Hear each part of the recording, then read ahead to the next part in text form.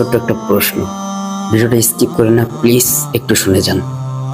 যাদেরকে সর্বোচ্চ মর্যাদার স্থান দেওয়ার কথা ছিল, যাদেরকে ভালোবাসার কথা ছিল, হ্যাঁ, তাদেরকে মানুষ ঠিকই কথার মাধ্যমে ভালোবাসে। কাদের কথা বলতেছি বুঝছেন না? এই আমার মতো টুপি পাগড়িওয়ালা হুজুরদের কথা বলছি। ভাই, কথার ভালোবাসা স্থায়ী হয় না। আপনার ঘরের বউটাকে আপনি খুব আদর করেন, কিন্তু তাকে টাকা পয়সা দিবেন না, তার প্রয়োজন পূরণ করবেন না, আপনার বউটা কিন্তু আপনার কাছে স্থায়ী হবে না। তো আপনাদেরকে একটা কথা বলি, একটু বুঝতে শিখেন। হুজুরদের কিন্তু ঘরের বউ আছে। আজ যে সম্মানীটা তাদের মসজিদ বা মাদ্রাসা থেকে দেওয়া হয়, এটা আপনারা চলতে পারলে তারাও চলতে পারে না। আপনার বিবির যেমন একটা ভালো কাপড় পরার শখ আছে না, ওই শখটা একজন হুজুরের বড় আছে। একটু বুঝতে চেষ্টা করুন। আপনার যেরকম একটা হাতে ঘড়ি পড়তে ইচ্ছা জাগে না, ওই শখটা একটা হুজুরেরও আছে। আপনার যেরকম ভাবে ঈদের দিন একটু ঘুরতে যাওয়ার ইচ্ছা জাগে না, ওই ইচ্ছাটা হুজুরদেরও আছে। কিন্তু দেখেন, সবকিছু বিসর্জন দিয়ে আপনাদের খেদমতে তারা নিয়োজিত আছে, অথচ তাদেরকে আপনারা ন্যায্য মূল্যটা দিচ্ছেন না।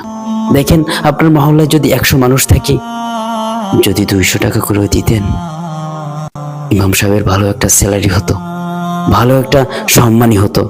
আপনি কি পারেন না 200 টাকা দিতে?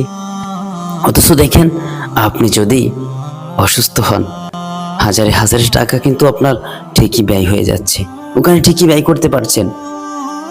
কিন্তু আপনি বুঝলেন না যে তাদের এখানে যদি টাকাটা দান করি, তো আল্লাহ তো ভালো মন্দ রাখার মালিক, আল্লাহ তো উচিলাই আমাকে মাফ করে দিতে পারে।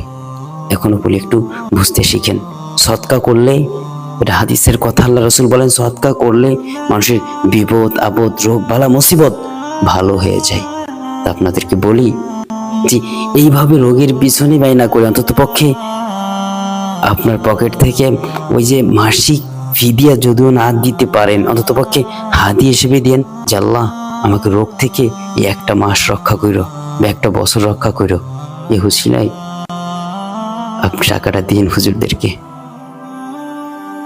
আর আমার ভিডিওটা প্রচুর পরিমাণ শেয়ার করবেন, যেন প্রত্যেকের কাছে পৌঁছে যায়। অন্তত পক্ষে হৃদয়টা যেন লড়া দেয় যে হ্যাঁ, আমার মসজিদের হুজুর, আমার মহল্লার মাদ্রাসার হুজুর, তাদের বেতন বাড়ানো দরকার, তাদেরকে ভালো একটা হাদিয়া দেওয়া দরকার। ভালো থাকবেন।